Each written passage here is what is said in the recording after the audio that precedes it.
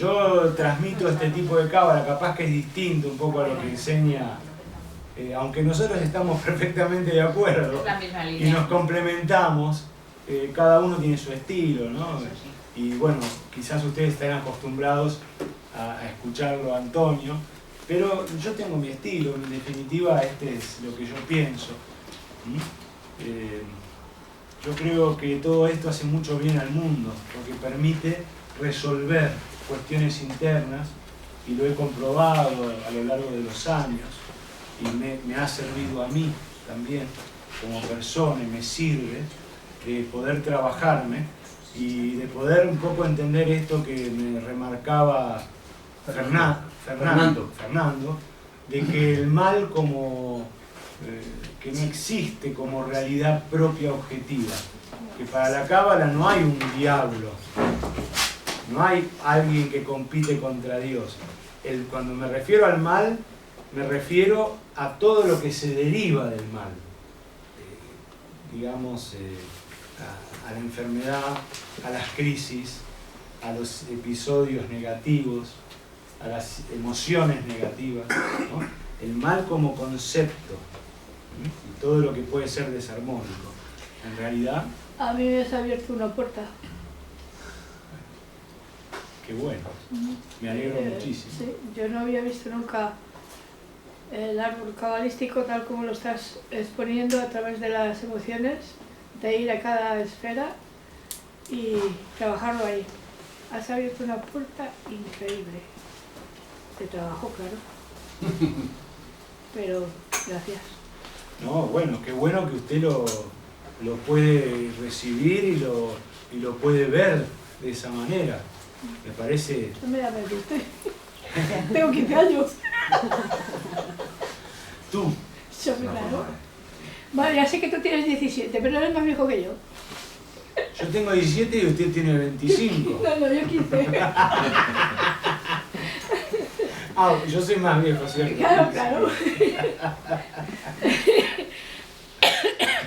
Yo el otro día tuve como una especie de inspiración de esas cosas que te llegan, que para mí fue muy curiosa, y es que las sombras tenemos que abrazarla, todo aquello que rechazamos para encontrar la unidad. Esa sombra es la polaridad, la dualidad en la que vivimos, todo aquello que no nos gusta, que nos molesta, es lo que hay que abrazar. Entonces, una vez que lo abraces, existe la integridad. Yo de vez en cuando tengo como chispazos de estos, así, cosas que me llegan, pero una cosa es lo que llega y otra cosa es lo que tú haces con lo que te llega. Eso es lo que yo veo en mí, que me cuesta mucho manifestar la información que soy consciente, después ponerla en la práctica, porque es como si viviéramos en un estado de conciencia diferente. Cuando tú tienes una inspiración o una buena idea que te sirve para entender el porqué de las cosas, sin embargo, cuando tú estás viviendo en el día a día, estás sufriendo, estás pasando por penas, no entiendes lo que te ocurre. Y de vez en cuando vuelves a decir, pero se te ha olvidado que... Y vuelves, ¿no? Claro. Pero estamos prácticamente todo el tiempo entre las sombras, más que descubriendo cómo abrazo esa sombra. Lógico. Bueno, lo que usted dice es muy interesante y poco creo que a mí me pasa también y nos pasa a todos. Hay muchas respuestas o muchas ideas que se pueden decir en torno a lo que usted expresó. Primero, siento que los grupos espirituales nos ayudan a no distraernos. Por eso es interesante participar con otros, porque también nos ayudan a mantenernos en la línea de conexión. Porque en definitiva es un estado de conexión que a veces uno se dispersa, se distrae y lo pierde. Y vuelve a actuar de manera egoísta o en fin. Y si no, uno lo mantiene. ¿Se acuerdan ese cuento de dos sabios que eran amigos y uno un día se deprime y se echan en la cama, ¿no? Deprimido? Entonces lo manda a llamar al otro sabio que era su amigo El sabio viene y lo ve acostado, deprimido, y dice, pero ¿cómo estás deprimido, tirado? Si todo es para bien, si todo tiene sentido, si todo es Dios, vamos arriba, levántate. Y entonces el sabio, este hombre le dice tanto, con tanta fuerza, que se levanta, se cura, se sana, y dice, ya está, me había olvidado y ahora me acordé, gracias amigo, eres muy sabio y ahora estoy bien de nuevo. Al poco tiempo lo llama el otro sabio, el que lo había curado, lo llama y lo va a ver este sabio que se recompuso y lo ve tirado en la cama deprimido. Entonces le dice, pero ¿cómo si vos me curaste a mí y me sacaste adelante de la depresión, cómo estás vos ahora deprimido? Dice, sí, por eso te llamo. ¿Qué es lo que te dije? Entonces cuando uno participa en un grupo, solo es muy difícil mantenerse conectado con el Yayeleta Kabbalah, es decir, con la cadena esa que pende de Dios y que uno tiene que agarrarse. ¿Por qué? Porque las adversidades, el mundo, la vida, no es imposible, pero es más difícil. Entonces un grupo es una señal del destino también de que llega un momento de una madurez distinta, por un lado, ¿sí? Por el otro lado, no se olvide que dicen que un niño, ¿no?, para que pueda afirmar una idea en su mente necesita 100 inputs de esa idea. Y nosotros no sé si 100, pero por ahí andamos. O sea que por haber tenido clara la idea unas veces, no quiere decir que uno ya pueda hacer el cambio. Necesitamos la repetición, ¿no? Y lo que se dice en la Cábala, hay una historia que dice que había un discípulo que no entendía y el maestro le tuvo que explicar 400 veces, 100 veces por cada mundo, ¿sí? Los mundos de la Cábala son como dimensiones que después se lo explicarán, no sé. Y en definitiva, lo que uno necesita es la repetición, ¿no? ¿Para qué? Para mantenerse conectado, hasta que en un momento esa idea descienda de la mente al corazón y se produzca lo que se llama la circuncisión del corazón, que es el punto de apertura del corazón, donde el corazón se abre como un parto, ¿sí?, y recibe la luz divina, y ahí uno logra esa templanza que le permite verdaderamente estar más conectado ya, a otro nivel. Puede caer, pero nunca va a caer a un grado de muy bajo, ¿sí? Por ejemplo, lo que se dice que cuando en los distintos niveles de mundos, cuando uno pasó a un mundo, va a caer a la base de ese mundo, pero no al mundo anterior, porque ya eso no está en su conciencia. Entonces, a medida que uno avanza, va a caer a la base de ese mundo, pero no al mundo anterior, porque uno ya es otro. Es como si hubiera muerto uno. Exactamente, muy bien. Es que es una muerte fértil el estudio de la Cábala. Quien muere antes de morir no morirá jamás. Y quien no muere no aprende. Porque tenemos que morir a una concepción de la vida, de la realidad que tenemos, aunque inconscientemente, que no nos sirve, que nos trae problemas, que nos hace sufrir. Y para dejar eso hay que dejar el ego, el creerse que uno tiene razón siempre. ¿Me comprende? Cuando uno cree que siempre tiene razón, entonces ya está siempre manteniendo su postura y no da la posibilidad de un cambio, de una transformación. Entonces es comprensible lo que usted dice, porque nos pasa a todos, ¿sí? La repetición, el grupo, el tener prácticas regulares, por ejemplo, hacer de la Cábala un hábito y un laboratorio, ¿no? El concepto de laboratorio alquimista es aplicable al cabalista. El alquimista tenía su laboratorio escondido en un sótano. Bueno, el cabalista tiene que tener un lugar. Crear un espacio posibilita crear el tiempo, ¿no? Porque van ligados. Tener un espacio con una vela, con la Torá, con el material de estudio, ya sea, no sé, en internet, en la clase, lo que sea. Y uno en ese que pueda todos los días recurrir a ese manantial para beber. y todos los días un poquito.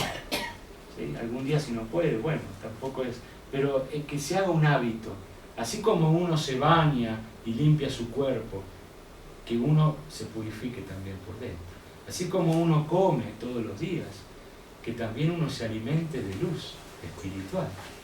¿Me comprende? O sea, hacer, y no solamente estudiar, sino también meditar, o hacer una plegaria, o sea, ¿no? o hacer, como decía el Rabbi Nachman, un gran maestro, que decía, hagan de mis lecciones plegarias. Esto es muy interesante, ¿no? Hacer que la lección no sea una lección, sino que sea en sí misma una plegaria. Tratar siempre de participar todo nuestro ser y crear un hábito. Ese es el laboratorio del cabalista. El alquimista va a trabajar con elementos, el cabalista trabaja con su cuerpo, su mente, su corazón. El alquimista también, pero a través de la sal, del mercurio. En cambio el cabalista a través de los textos, de los símbolos, de la cábala, ¿no? Los objetivos son los mismos, transformar en algo, transmutar la conciencia, pero cada uno trabaja con elementos distintos. Pero en definitiva el objetivo es el mismo. Pero hay que trabajarlo. Las cosas que no se trabajan, no se les pone energía, no se terminan dando. ¿Se da cuenta? No se pueden desarrollar. Es como alguien que quiere tocar la guitarra y dice, no, pero no practico nunca. Para tocar la guitarra uno tiene que practicar. Los dedos al principio parecen que son de piedra. Y uno al principio es muy difícil, porque uno no puede tocar nada y está en la etapa del aprendizaje, pero apenas aprende un poquito, ya empieza a tomar el gusto. Y de ahí pasa a otro nivel, hasta que se desarrolla el arte. Entonces es muy interesante, porque lo siento muy auténtico, muy de adentro lo que usted dice, y es lo que nos pasa a todos. Yo, por ejemplo, ya no estudio más con un maestro, porque mi maestro falleció y otro falleció, así que ya... Pero cuando enseño me siento también contenido como si fuesen compañeros. Por eso me gusta no sentirme en una escala superior, porque no es cierto. Estamos todos en el mismo nivel, por eso estamos en este mundo. Quizás uno tenga más información para compartir, pero lo mismo piensa Antonio. Antonio ni se la cree, pero lejos. Él se cree una persona común, un compañero, un hermano. Y entonces uno también se siente contenido con el otro. ¿Me comprende? Y eso es muy importante. Los compañeros son muy importantes. Los javerín. Bueno, vamos a continuar, ¿sí? Si les parece. Bueno, muy bien. Justamente hay una idea que yo quería transmitirles, que hay ciertas escuelas de cábala, sobre todo las más ortodoxas, que consideran, y esto hay que tomarlo de manera amplia, que consideran una emoción negativa, como puede ser el odio, la envidia, el miedo, como idolatría. Como que eso tiene que ver con la idolatría. Esto al principio puede resultar un poco chocante, pero vamos a tratar de entender qué es lo que significa, porque en el fondo es muy interesante. O sea, la idolatría, básicamente, es que cuando uno, en vez de tener fe en Dios, lo que deposita su creencia, porque no es fe, es creencia, en un ídolo. Ese ídolo puede ser de distintas maneras, como lo veamos históricamente.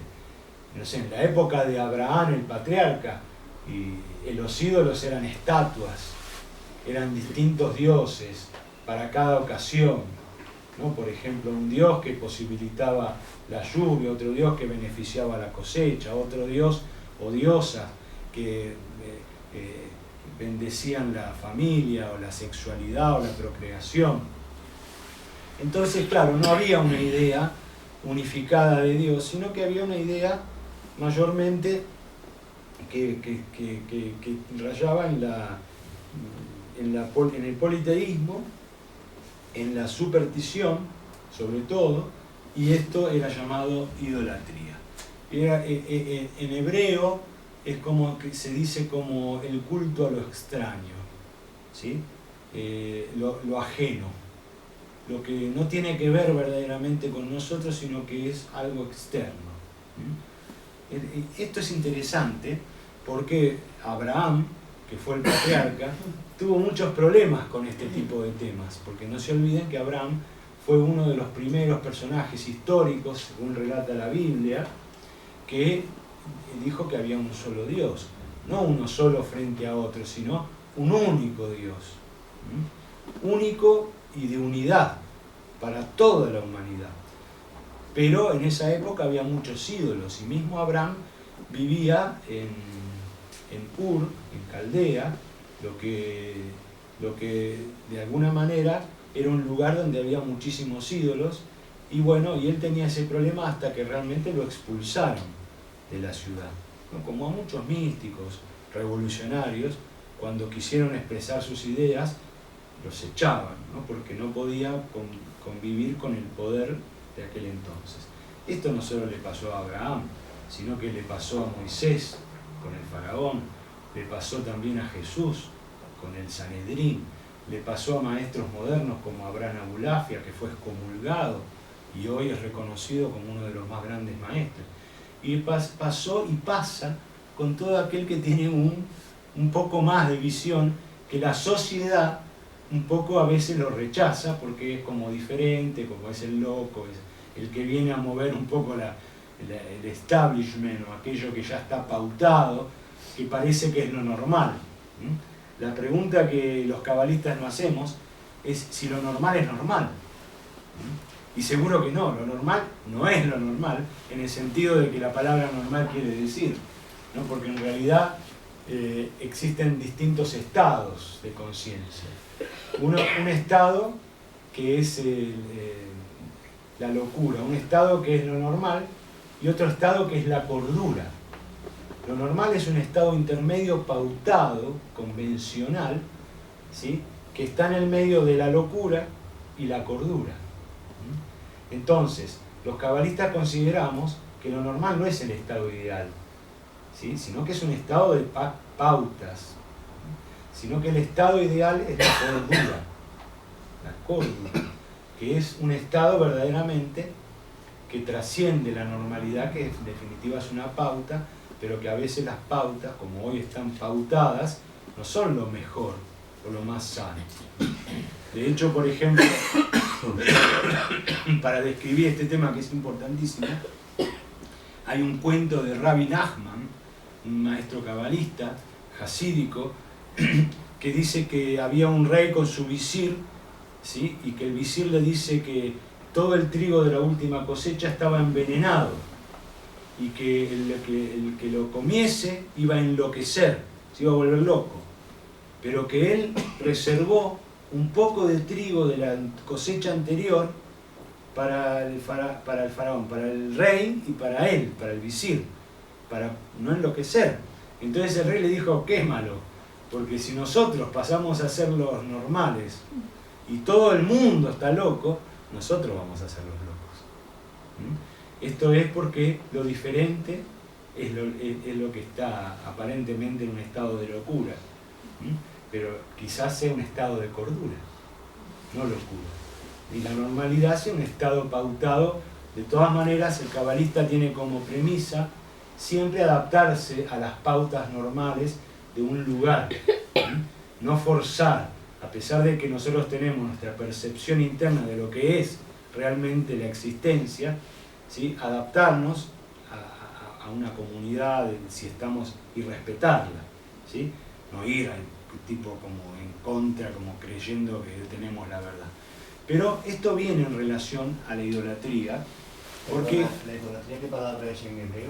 En hebreo se dice sitra, Es lo extraño, decía, ¿no? sitra ajará, que significa el culto ajará, que viene de ajer, que significa lo otro, lo extraño, lo que no tiene que ver realmente con uno, con la esencia del ser, sino que uno le rinde culto a algo que no existe casi, que es una ilusión, pero que esa ilusión es muy seductora. Porque, por ejemplo, Antiguamente capaz que ídolos eran un montón de dioses que beneficiaban lo que uno quería, en definitiva. Que a veces puede estar bien, a veces puede estar mal. A veces uno quiere querer matar a alguien y había un dios que beneficiaba para eso. Pero hoy en día, por ejemplo, ¿qué piensan que pueden ser ídolos? Que la gente le rinde culto. Dinero. El dinero, claramente. Sexo. El sexo, ¿no? También a veces las estrellas. Las estrellas del cine. Del fútbol. Ven a Brad Pitt y muere. El fútbol. El fútbol, No, eso, el eso. fútbol, que hay que limitar el fútbol porque, bueno, no quiero hablar porque capaz que a alguno le gusta el fútbol. Está bien, a todo el mundo le gusta el fútbol. Nosotros somos los raros, ¿no? Los que no nos gusta. En realidad a todo el mundo le gusta el fútbol. Pero es demasiado fútbol. Acá en España es igual porque son fanáticos del fútbol. Cuando fui la primera vez a Barcelona, fue una época que Barcelona salió campeón. El Barça salió campeón. Yo dije, se acabó el mundo. Estaban en un hotelito del centro de Barcelona. La gente salió a la calle hasta las 4 de la mañana gritando. Yo decía, ¿qué pasó? Había ganado el equipo Barça. Sí. Bueno, ahora España es campeón del mundo igual. Que no estuve, pero me imagino lo que habrá sido. Y en Argentina igual. Impresionante. Y aparte se matan porque ya las barras bravas, todos esos temas. Sí, Es deplorable, es deplorable. O sea, no el espectáculo del fútbol en sí. De hecho, jugar el fútbol es lindo. El tema es todo lo que se genera alrededor. La política, la corrupción, la plata, las drogas y todo. Y las barras bravas son patotas contratables. Bueno, acá debe ser, no sé si es igual, pero bueno. Y la distracción que genera de lo social, porque mientras se tiene la mente ocupada con Pan y circo. Es lo mismo que los gladiadores. Es un ídolo. La gente vive por eso y muere por eso, ¿no? Bueno, estos son los ídolos modernos. Sobre todo lo que mencionó Fernando, el money, ¿no? O sea, eso mueve, es como paralelo a Dios, ¿no? Pero eso es que ya es una ambición desmesurada, porque lo que está pasando de la corrupción es eso. Es por el dinero y por la codicia. ¿Para qué? Totalmente la codicia, ¿Para una qué? corrupción. ¿Y tanto para qué? O sea, Para nada, para tener poder, para Para sostener controlar. el poder y para que Controlar. controlar, porque todo hay que pagar. Cuando uno tiene el poder de la idolatría, hay que pagarlo. No es gratis como la fe. Vender el alma. Hay que vender el alma y hay que pagar para que la gente nos haga caso. No es el amor, no es la fe, sino que es el soborno. No es gratuito como el amor, qué sé yo, como hizo Jesús con los discípulos. No, acá hay que comprar votos, hay que comprar, bueno, adhesiones, en fin. Bueno, entonces en la Cábala se dice que la diferencia básica entre la fe y la idolatría, o en términos hebreos entre la emuná o el sitrá jará, es que en la idolatría Dios sirve a nosotros. Los dioses de la idolatría nos sirven a nosotros. En la fe uno tiene que servir a Dios. Entonces, claro, si a vos te dicen, ¿qué preferís? ¿Que vos tengas que servir a un ideal o que te sirvan a vos? Y dicen, no, servime, traeme, ¿qué necesito? ¿No? Pido esto, pido lo otro y lo tengo. Pero claro, son ilusiones que después se deshacen, ¿no? Porque es difícil convencer. Yo estuve dando en México una charla sobre economía y cábala a un grupo de estudiantes universitarios de economía en la UNAM, ¿no? En la Universidad Nacional de México. Todo un teatro lleno de gente de economía, con la profesora sentada. Es difícil explicarle, porque está el que te dice, bueno, el dinero no hace la felicidad, pero ayuda, ¿no? Y te dice, bueno, yo prefiero irme a Miami o irme acá de vacaciones o comprarme en el shopping que estar en mi casa así mirando la televisión. Entonces son argumentos infantiles, pero que sobre todo en la juventud están muy metidos. Entonces uno tiene, para deshacer, que es difícil, o contrarrestar ese argumento, uno tiene que tener mucha inteligencia, porque esas personas, esos jóvenes, fueron educados así por sus padres, que están siempre pendientes en búsqueda de ese dinero. Y entonces, bueno, es un cambio que tiene que venir en el mundo. Y eso es la pura idolatría, ¿sí? Incluso las religiones muchas veces también están en búsqueda del poder y del dinero, ¿no? En fin. Digamos que no lo han perdido nunca. Pero que en sí no es malo, porque el dinero no es malo, depende de lo que hagas con él. Cuanto más dinero, mejor. El dinero es energía, depende cómo se utiliza. La palabra dinero en hebreo se dice igual, se dice circulante, como la circulación, con la misma palabra que se utiliza para sangre. Sangre es dam, damin es circulante o circulación sanguínea, o circulante de dinero. El dinero tiene que circular. El problema es cuando no circula, desbeneficiando a ciertos sectores y beneficiando a otros. Entonces fíjense en que el tema de la sangre, hoy los Dráculas modernos son los que toman el dinero de otra persona, que le chupan la sangre a otra persona. Los bancos. Todo, porque eso está en el ser humano. ¿Viste? No es un político solamente, es el ser humano mismo que tiene eso. Y que uno mismo lo tiene, porque imagínense, si uno, por ejemplo, le dicen, bueno, ¿vos cuánto ganas? ¿1.000 euros? ¿Querés ganar 10.000? Y dice, bueno, 10.000, con 10.000 viviría mucho más cómodo. O sea, es difícil. Si vos lo podés ganar haciendo algo que vos creas que está bien, bárbaro, pero ¿qué pasa si eso te lleva a que te presiones, a que te desconectes hasta... O sea, es difícil el tema, pero uno se puede mantener en la línea y Dios proveerá. Esto es lo importante. Que eso es la fe. La fe es un estado donde uno no controla las circunstancias, sino que uno se entrega porque entiende y confía que las circunstancias no son azarosas, sino que son verdaderamente dirigidas por un poder directivo divino. En cambio, la persona que no tiene esa fe, que tiene, por ejemplo, emociones negativas, dicen los cabalistas, cuando uno tiene una emoción negativa es porque está en ese momento invadido no por esa idea de la fe, del conocimiento ese que, por ejemplo, en este caso la cábala nos puede proporcionar, sino que se olvidó de eso y está dirigido por su ego, por su miedo.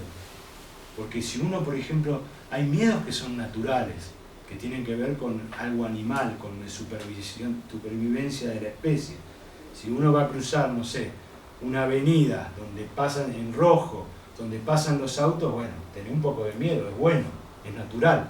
Pero, por ejemplo, los miedos fóbicos, que no tienen una causa y que uno, sin embargo, tiene un miedo a algo que va a pasar, o que puede o suceder, ese miedo dicen los ortodoxos que es como una idolatría, en el sentido de que uno ya no tiene confianza en Dios, ya no sabe, no entiende que todo está dentro de un plan, sino que piensa que eso uno está expuesto y tiene miedo.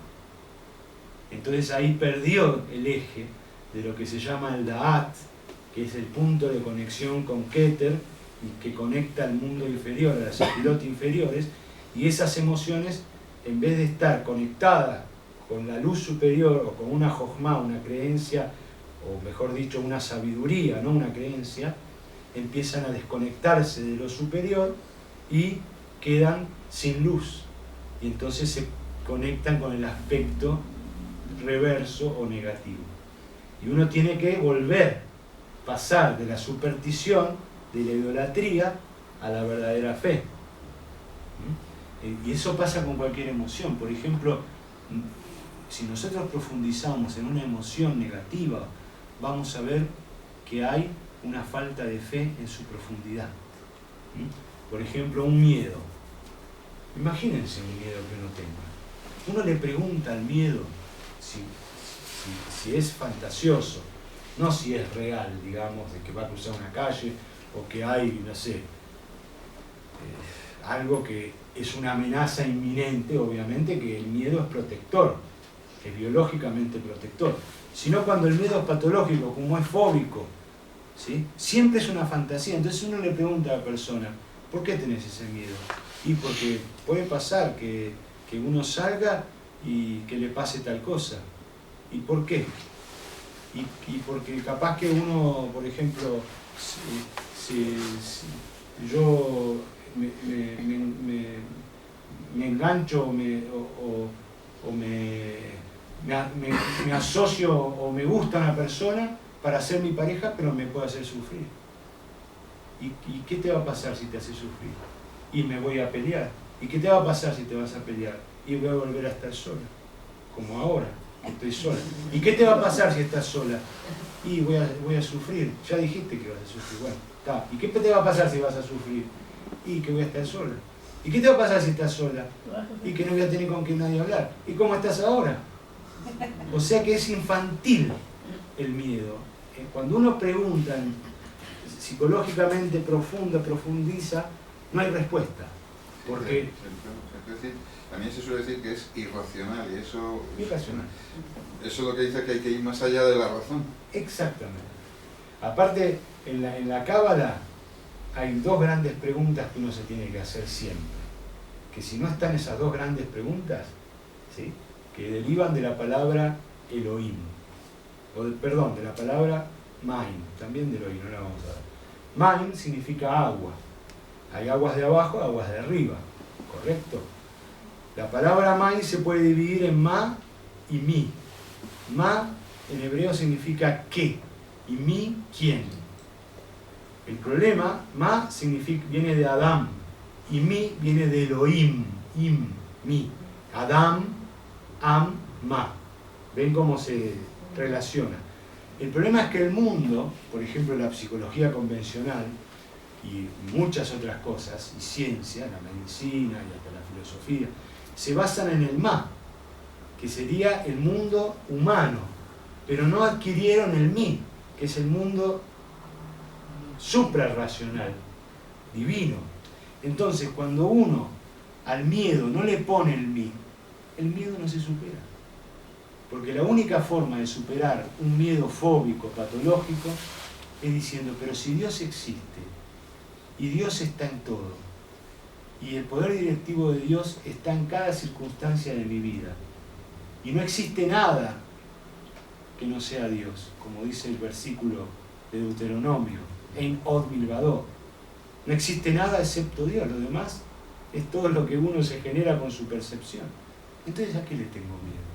Si todo está dentro de un plan, de un mapa divino, ¿no será que estoy ilusionando, haciendo un espejismo? Cuando uno ingresa al mí, a ese miedo o a esa emoción negativa cual fuera, uno le saca el contenido de ilusión y recupera del miedo. Entonces, frente a cada emoción negativa, nómbreme una emoción, los celos, la envidia, pero ¿acaso Dios no le da a cada persona lo que tiene que tener y cada persona tiene lo que tiene que tener? Si Dios no me quiso en este momento dar esto, yo no me lo merezco, o lo que fuere, ¿por qué me voy a quejar y por qué voy a mirar lo del otro? El miedo, la ira, ¿no? Si yo me enojo con una persona, pero si esto me aconteció, ¿no será porque el poder directivo de Dios, que es el poder que nos hace enfrentarnos con las cosas que nos enfrentamos, ¿no será que Dios también está en esto? Y que yo tengo que aprender algo de esto. ¿Por qué me reacciono enojándome? Entonces, si uno cambia esta creencia y la modifica en una creencia apuntada hacia Dios y entendiendo bien lo que significa Dios, no como un dogma o una fe ciega, sino como algo verdaderamente participativo en nuestras vidas, entonces las emociones no tienen lugar para desarrollarse negativamente. Uno vuelve a la virtud positiva y en vez de miedo uno se transforma en un héroe, en la valentía de un héroe como San Jorge, que pudo vencer al dragón interno, o como David, que pudo vencer a su Goliat interno. ¿Cómo venció David a Goliat? ¿Se acuerdan del mito bíblico de David y Goliat? Que es más que un mito, es una enseñanza. Una onda. ¿Y a dónde le dio con la onda? En el Da'at. ¡Ojo! Le dio justo en el Da'at. En el tercer ojo. Le abrió el tercer ojo. Y pudo descender la luz, porque Goliat estaba dentro de él. Todos le tenían miedo. Nadie se animaba a pelear con ese gigante. Imagínense, 2 metros y medio, qué sé yo, unos músculos y una espada, tenía una espada así enorme. Cortaba cabezas como loco. ¿Pero qué quiere decir cortar la cabeza de los israelitas? Cortar el principio, cortar lo real, el principio. Y cortar el árbol de la vida. O sea, es una muerte estudiada el cortar la cabeza. Por eso la guillotina, por eso la horca, ¿sí? Por eso los indios ataban con cuero mojado el cuello, y cuando se iba secando lo iba ahorcando y lo iba matando despacito. Y con cuero de cerdo también se hacía para que mate el alma, ¿no? Porque el cerdo era considerado en aquel entonces algo impuro, etcétera, etcétera. Es decir, todas esas muertes eran para cortarle la cabeza a la persona, de tal manera que la persona ya no podía tener esa jojomá que toma de Keter la iluminación y que permite que nuestras emociones no se vayan para cualquier lado, sino que si Dios está presente en mi vida, ¿por qué yo voy a tener miedo? ¿A qué?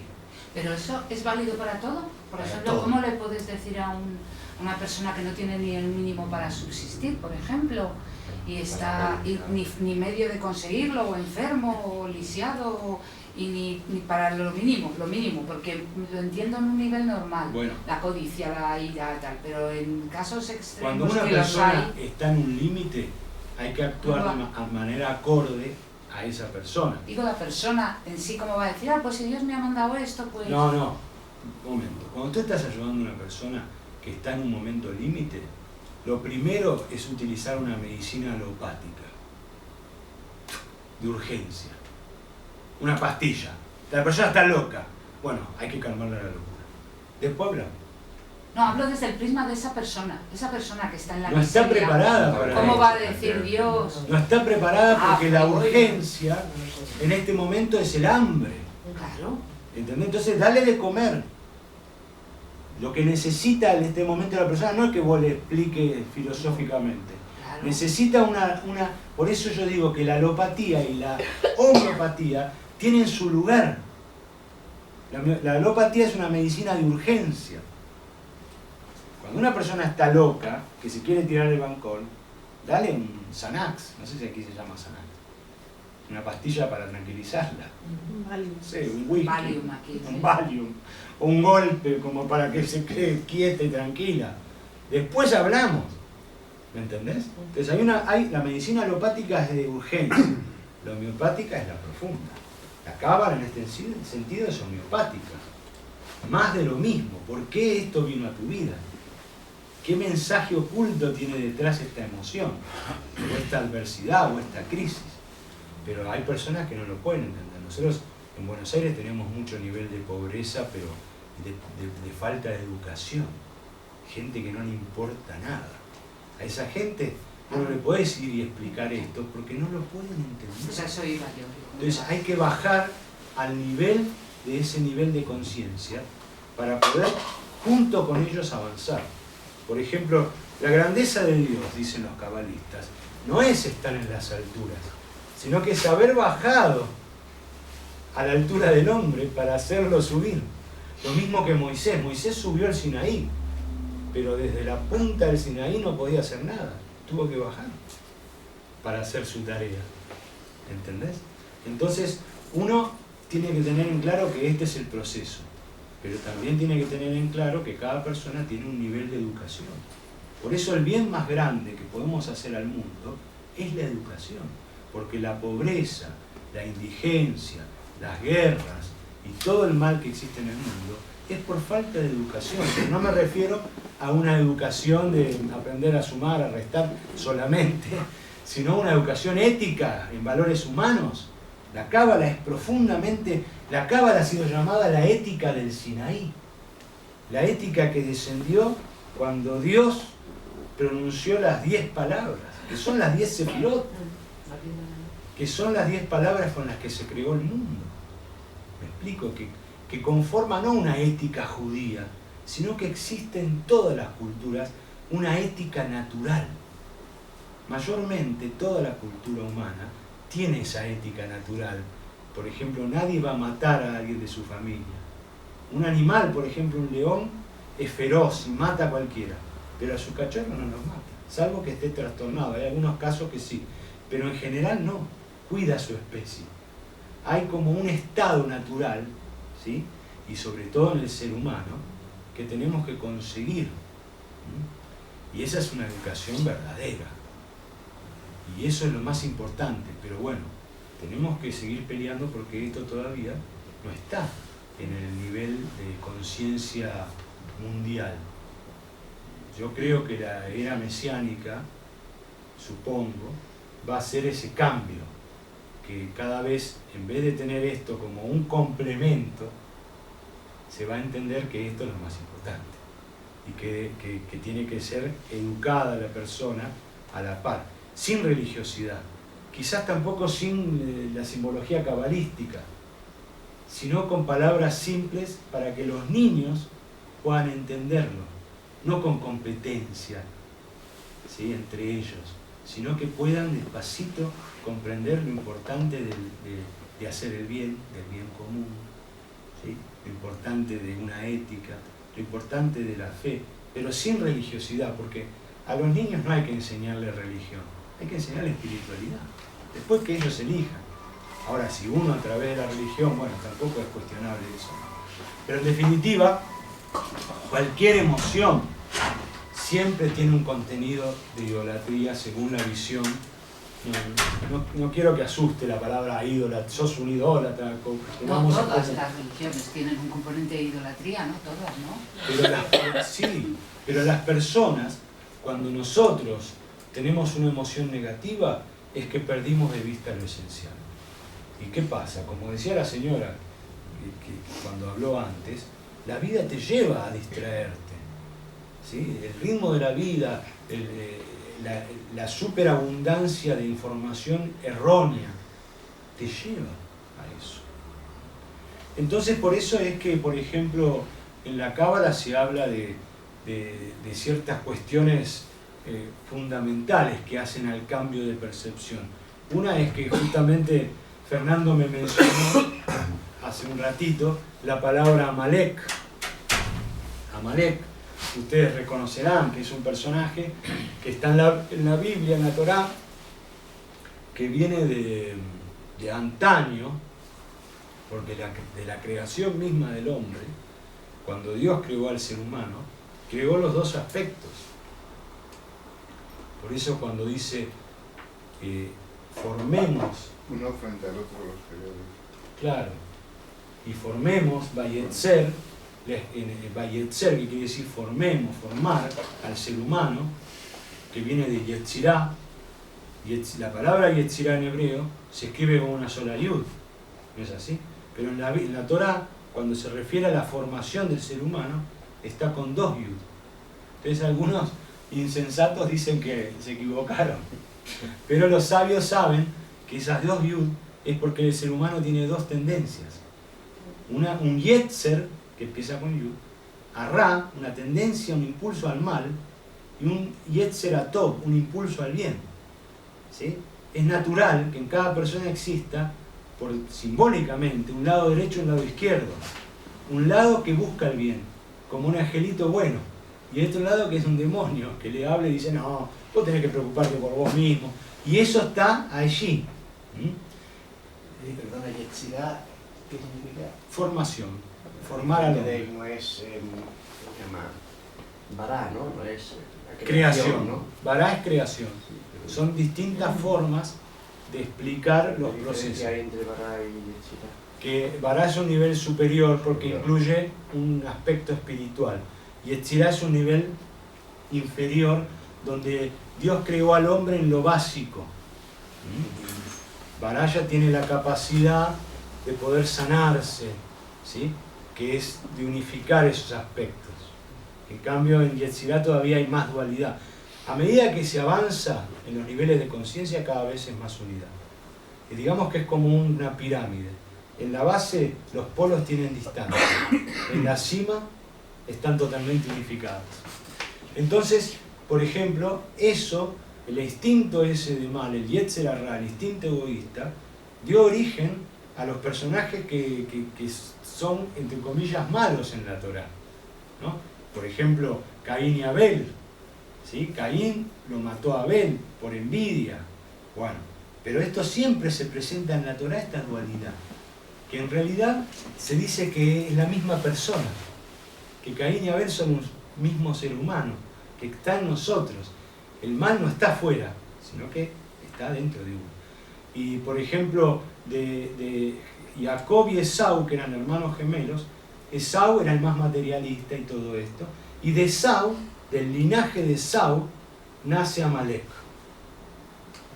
¿sí? Es descendiente del hermano de Jacob, que es Esau. Entonces Amalek en un momento, la Biblia cuenta que vino a pelear contra Israel, teniendo en cuenta que en realidad Israel es Jacob, el nombre que Dios le dio a Jacob. O sea que estaban peleando dos aspectos de uno mismo. Entonces, se dice que Moisés, mientras levantaba las manos al cielo, él podía mantener que el lado positivo, Israel, venciera sobre el lado negativo, Amalek. Pero en un momento se le cansaban los brazos, que es un símbolo, porque uno no está todo el tiempo conectado y atento. Hay momentos en que se distrae, se cansa y se desconecta, y entonces ahí Amalek vencía sobre Israel. Hasta que Moisés, inteligente y humilde, dijo, bueno, vení al discípulo, al otro, y sosténganme las manos, porque yo no doy más. Y entonces es una imagen divina, Moisés con las manos levantadas y los discípulos sosteniéndole las manos también levantadas, y era como una pirámide de almas que mantenían la elevación, y entonces Israel venció sobre Amalek. Pero Amalek, digamos que considerado, se llama el enemigo, pero el enemigo interno, porque está dentro, no está nunca afuera. Nunca hay que ver afuera los conceptos que aparentemente son duales en la Biblia. Y Amalek tiene que ver con la idea instalada por la serpiente ya en el paraíso de la casualidad. Amalek tiene que ver con varias semillitas de veneno instalada en el ser humano, que hay que cambiar definitivamente. Una es la creencia en la casualidad, de que las cosas pueden suceder en forma casual, azarosa. Entonces, claro, lo casual y lo azaroso es contrario a que existe un orden divino en el mundo, un proyecto divino en el mundo. Básicamente es la duda. Es la duda, exactamente. La duda es una emoción negativa, que tiene que ver también con la incertidumbre, pero tiene que ver ya con una semilla plantada en la Jojma, que también fue plantada por Dios, permitida por el plan divino, y que nos permite a nosotros hacer el trabajo de sobreponernos a la duda, a la incertidumbre, ¿sí? La semilla plantada en la Jojma. En la Jojma, la duda misma, la creencia en la casualidad, que nos permite a nosotros mismos transformar esto. Porque el que cree en la duda, en la casualidad, no cree en que hay un plan. Entonces, en la casualidad caben las emociones negativas perfectamente justificadas, como el miedo, los celos, la envidia, la bronca, la ira, la depresión, cualquier emoción negativa. La desconfianza. ¿Por qué? ¿Por qué a mí? ¿Por qué esto pasa? Mirá lo que pasó. Y no hay un pensamiento más profundo, de que todo tiene un porqué, de que todo tiene un sentido. Entonces, de alguna manera, el Amalek interior es esa idea, esa creencia falsa que nos lleva a creer que las cosas que suceden son porque sí, y no hay una razón. Entonces, al creer esto, hay dos posibilidades. Uno le echa la culpa al otro, y aparte de eso, uno nunca elabora el problema. Porque como es una casualidad, puede ocurrir o no le puede ocurrir, ¿no? Como a veces los médicos explican las enfermedades, ¿no? Algunos médicos. ¿Por qué te pasó esto? Y puede ocurrir, no puede ocurrir, es genético, es un virus. ¿Qué será? Nadie sabe. Eso no existe en el lenguaje de la cábala, porque todo tiene un nivel de causa y consecuencia. porque existen distintos niveles y mundos, que unos se suceden a los otros y cada uno es efecto de una causa, y no hay un efecto sin causa, a pesar de que a veces es difícil descubrirlo, claro que sí, y a veces es difícil mejorarlo, pero eso no significa que no exista un orden. La creencia en la casualidad se instaló de tal manera en el mundo, sobre todo en el mundo occidental, y en el mundo antiguo y en el mundo occidental. Y en el mundo científico también. Y en el mundo científico, en todos los niveles. Que hoy nosotros necesitamos salir de eso. Salir de eso para poder empezar a entender otra realidad. Y esa es una de las semillas que determinan que todas las emociones negativas y los pensamientos negativos, que generan emociones negativas. Esa semilla sembrada en la creencia, en el ámbito de la Jochma, es lo que nosotros vamos a hablar de cómo sanar en el seminario de sanación mañana. No, hoy, a la tarde. De cómo se sana eso, porque no es tan fácil sanar las creencias negativas y limitantes que tenemos en nuestro interior. Pero el trabajo cabalístico consta de eso.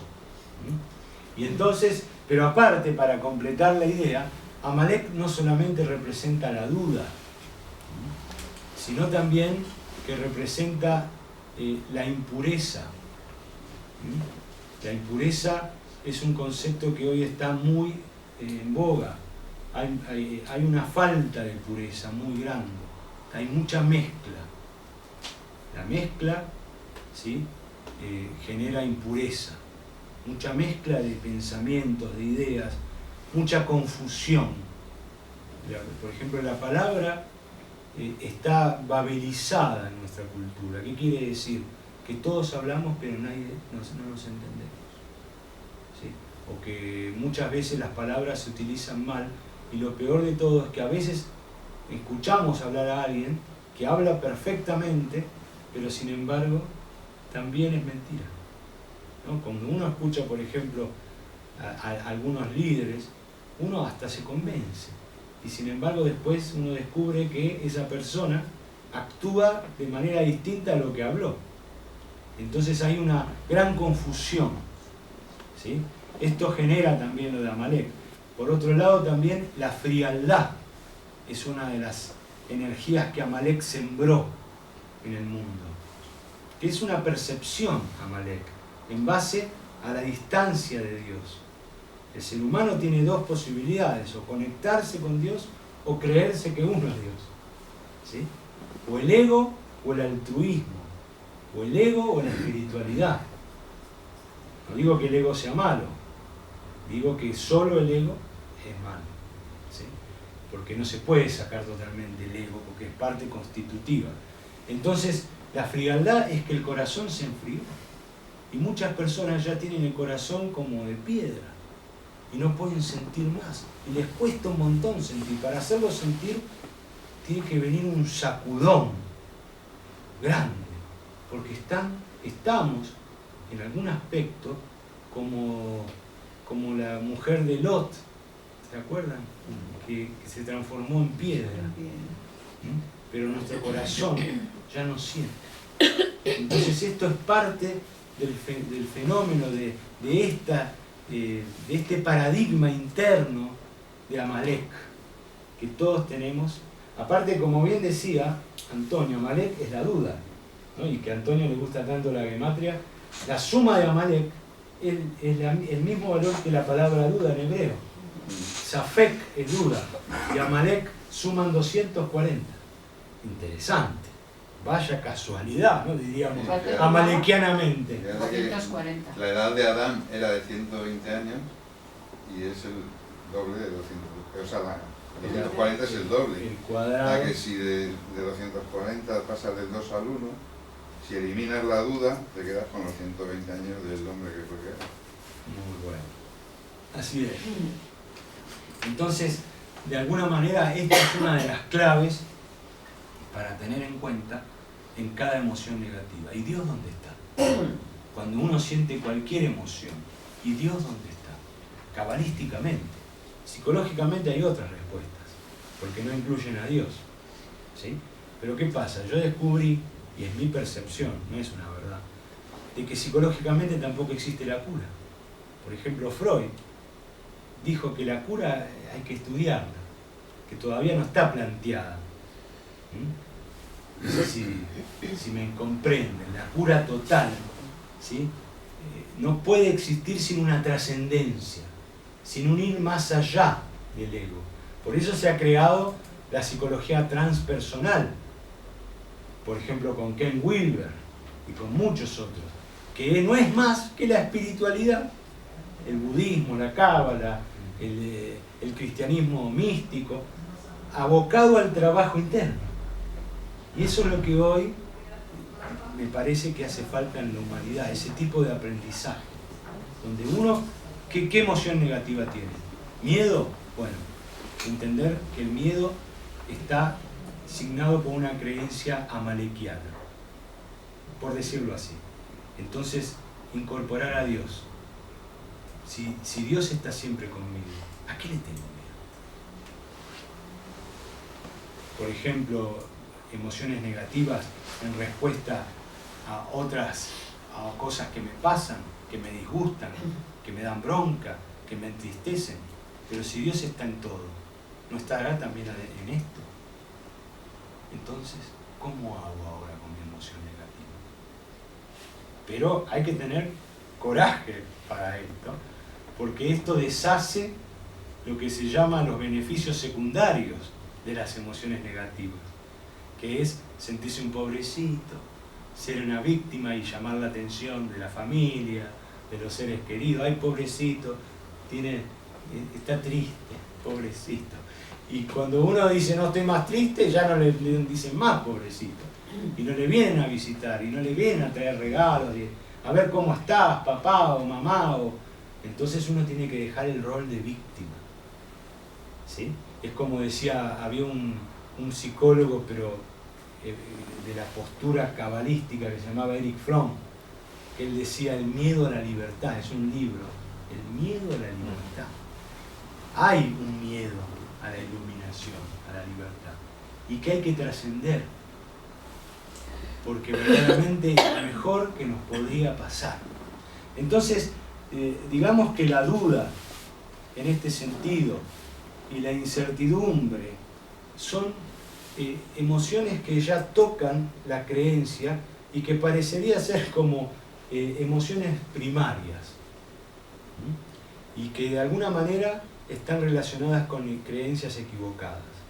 Y a partir de ahí podríamos pensar en otras emociones, ¿no? Por ejemplo, fíjense ustedes qué interesante que si seguimos una cronología desde la Torá, ¿cuál fue la primera emoción negativa que sintió el ser humano?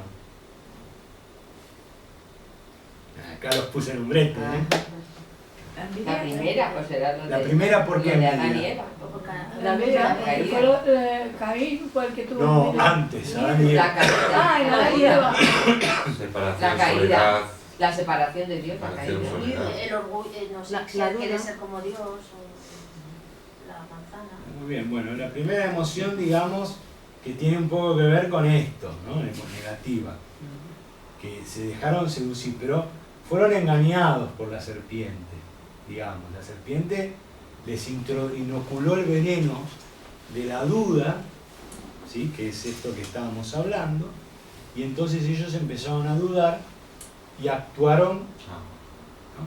Pero inmediatamente después de eso, que es la duda y la incertidumbre, está muy bien eso, ¿no? ¿Cuál fue? La culpa. La culpa. Y antes hubo otra, porque hay que leer bien el texto, ¿no? Hay que tener bien presente el detalle del texto, ¿no? Usted, le hago memoria.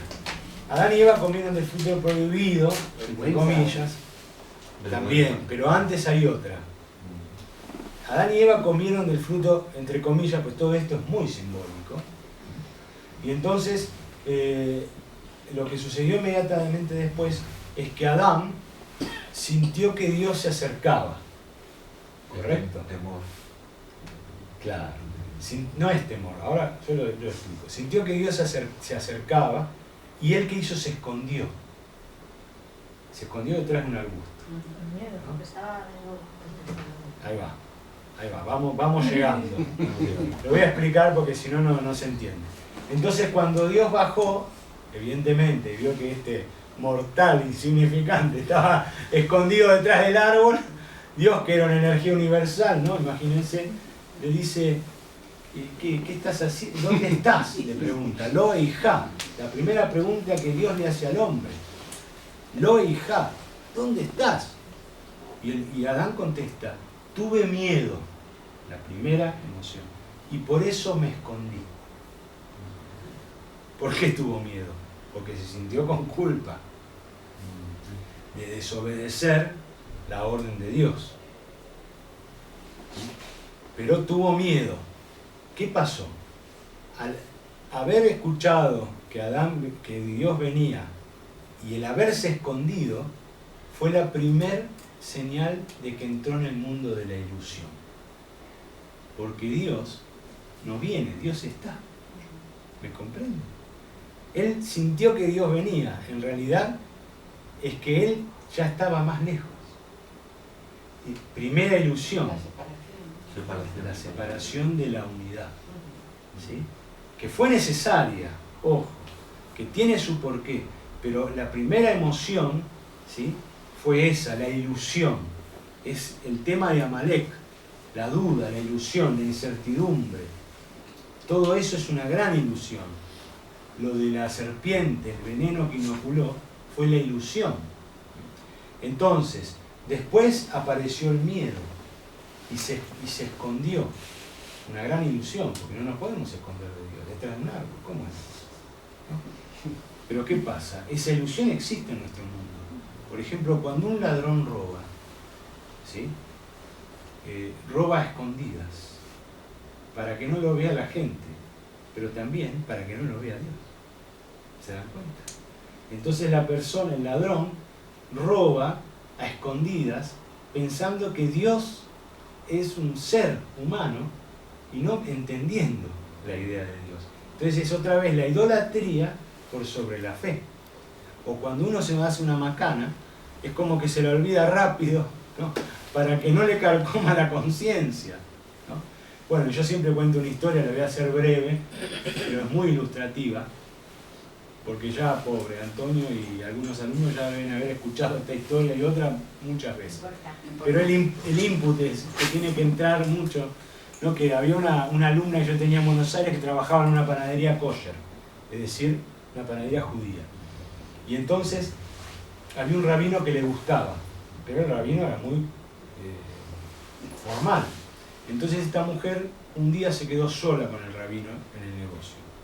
Y esta mujer era judía, era alumna mía y era amazona, de armas tomar, no sé cómo explicarlo. Iba al frente, ¿no? Y entonces en un momento lo arrincona al rabino contra la pared, ¿no? Y le dice, rabino, ya que estamos solos, ¿por qué no me da un beso? ¿No? El rabino no era casado, nada. Entonces el rabino le contesta, ¿y cómo sabe usted que estamos solos? ¿Y si en realidad no estamos solos? Bueno, a mí cuando me contó esta historia me reí muchísimo, pero me pareció interesante la respuesta del rabino. ¿Usted cree que estamos solos? ¿O nunca estamos solos? ¿Sí? Y esto es interesante, porque este rabino tenía la idea correcta en su mente. Quizás lo usó para zafar, porque no le gustaba a esta mujer, no sé, o para decir es la excusa perfecta. Pero no importa, y no importa lo que pasó después, porque eso no lo puedo contar, solo Antonio, como un secreto, le cuento esas cosas. Lo que pasó después queda para un capítulo más avanzado, pero es para generar un poco de intriga. Pero lo importante es lo que contestó el rabino.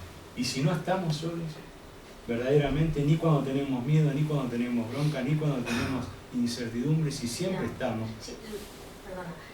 Que sí, eso es, por una parte es muy liberador, pero por otra parte también es mucha presión. Es mucha presión cuando vos haces mal las cosas. Ya, y pero creo que muchas veces dices, bueno... Cuando te portás mal es mucha presión. Claro.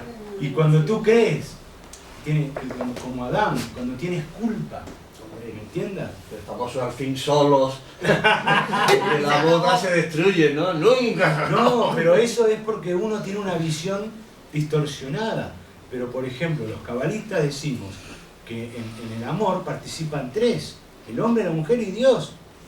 No hay que excluir a Dios del amor. Cuando uno, por ejemplo, gracias al acto amoroso, tiene un hijo, hay tres socios para la creación. El hombre y la mujer crean el cli, y Dios manda el alma. Dios no está en contra del amor, ni del sexo, ni de nada de eso. Esas son ideas que no tienen nada que ver con la realidad. Al contrario, Dios es una energía, no es un hombre que mira y dice, ah, mirá lo que están haciendo estos chanchos. Dios es un sentimiento, es una energía, y el amor es Dios. O sea que cuando estamos haciendo el amor, estamos haciendo también a Dios. Increíblemente. Por eso las metáforas del Zohar acerca de la unificación del nombre y de la Sefirot son metáforas eróticas, muchas de ellas. Por eso el casamiento se interpreta como un acto de unificación, y por eso hacer el amor es volver toda la piel en rostro, por ejemplo, dice Joseph Catilla. Volver toda la piel en rostro, o sea, hacerla hipersensible. Entonces, uno se conflictúa y siente esa presión porque puede sentir en algún momento un poco de vergüenza o de culpa. Pero no, si uno verdaderamente entiende que no hay vergüenza. Por ejemplo, el sentimiento, después que tuvo miedo y se escondió de Dios, la otra emoción que tuvo Adán, ¿cuál fue? Cubrirse. Exactamente, muy bien. La vergüenza. La vergüenza. Porque estaban desnudos. Entonces tuvieron vergüenza y se cosieron hojas. Pero hay un cabalista que a mí me gusta mucho, se llama Akiva Tatz, que dice, ¿cuál es el origen de la vergüenza? Dice, el origen de la vergüenza es cuando uno siente que está haciendo algo que no es fiel a su alma. Entonces uno siente vergüenza. Porque cuando uno siente que lo que hace es fiel a su alma, lo que uno siente, no siente vergüenza. Claro que hay sinvergüenzas. Pero en definitiva, la vergüenza tiene que ver con que uno no se siente totalmente identificado con lo que está haciendo, hay una distancia. Entonces cuando uno supera el miedo, supera la vergüenza y supera esas emociones que son ilusión, la ilusión de que Dios está lejos, o que Dios es humano, o que Dios no existe, o que el azar es lo que existe, lo que la inoculación de ese veneno, uno empieza a trascender, o por lo menos a entender, lo cual después nos permite poder implementar esto en la cotidianidad. ¿Cuál es el trabajo cabalístico a hacer?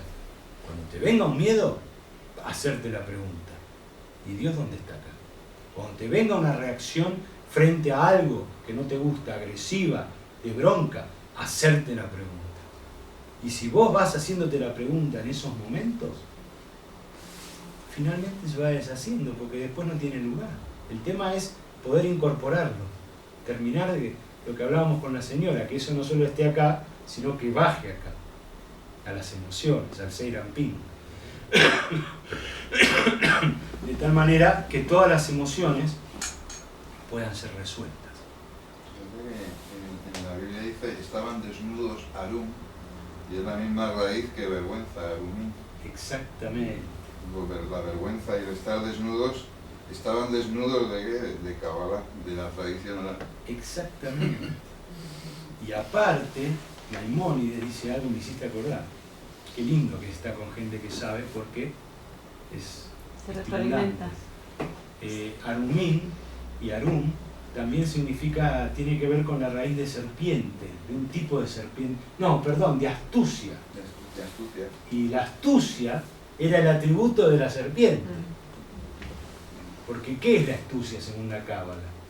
La astucia es un reino sin corona, un Malhut sin Keter. Es decir, es cuando una persona tiene mucho poder, pero no tiene conexión verdadera. Es genial la Torah. es genial todos los detalles, es maravillosa la vida misma. La vida es que muchas veces las emociones negativas son una anticipación de la opinión ajena. Pero es comprensible lo suyo, ¿no? Pero atrás de la vergüenza hay otra emoción más profunda. La decepción. Puede ser, yo no quiero decirle porque prefiero que cada uno lo sienta, ¿no? Pero seguramente que hay otra emoción más profunda. Es la vergüenza de lo que uno ha hecho y no se merece. Pero en el caso de ella, Y en el caso de ella no. no es que ella hizo algo, Claro. a lo cual sino que siente vergüenza por otro, que es distinto. Y que es mío. Y la reacción es suya. Una posible cosa es, el padre físico es el símbolo arquetípico de la sabiduría dentro de cada uno, de la fuerza activa de la sabiduría de la forma. Entonces, ver a la sabiduría tambaleándose en tu interior, a lo mejor lo experimentas fuera. Y por eso sientes esa... puede sentir. Sí, hay muchas posibilidades. De todas maneras, usted tendría que trabajar esa vergüenza para sacarla. Porque en definitiva es mejor que tenga un proceso de comprensión compasiva, que evidentemente su padre no tuvo otra opción o no pudo reaccionar de otra manera, fue lo que es, y usted superarlo, ¿no? Ya a su padre uno no le puede pedir, no sé si siquiera está vivo, no sé. Está a punto de morir. Bueno, el mejor momento ahora para que usted lo trascienda, ¿me comprende? Y entienda que cada persona hace lo que puede, pero usted puede hacer algo distinto. En usted está la sanación de lo generacional. Usted hace la diferencia y puede decir te perdono, ya no siento más vergüenza. Lo he hecho. Sí. Amén. Y Parezco un pastor evangélico. Bueno, vamos a cortar. Me quedan temas por hablar, pero esto es normal. Pero ustedes van a recibir todo el material, con el detalle de cada emoción. ¿Correcto? Lo van a recibir, así que lo van a entender perfectamente. Cualquier duda le preguntan a Antonio, o me mandan a mí un mail. Así que todo el material de hoy, por ejemplo, son 15, 16 páginas. Todas escritas, con los gráficos, el árbol. O sea que esto es un lujo, porque son casi ensayos. No, un libro no, pero un ensayito de 50 páginas. Hasta las 7. No, 4. ¿A las 4? Es a las 4, ¿verdad? A las 4, ¿no? A las 4, sí. Bueno. Así descansamos, comemos bien.